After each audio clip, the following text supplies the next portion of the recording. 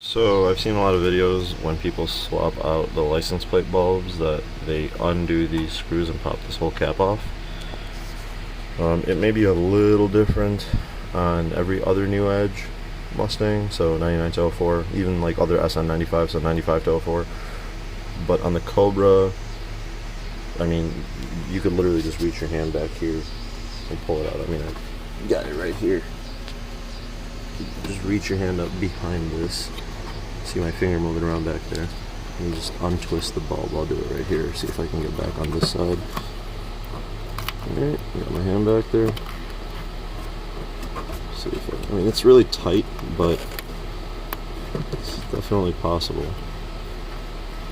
Okay, I'm having trouble with this side, so maybe I might have to remove that piece.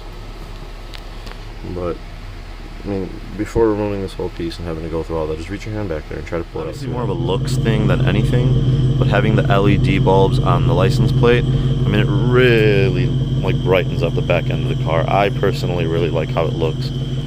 But yeah, guys, that's all it was. Nothing too major, just a couple little bulbs for the license plate. I think it really makes things look a lot better, but it's a preference thing. Let me know what you guys think. Peace.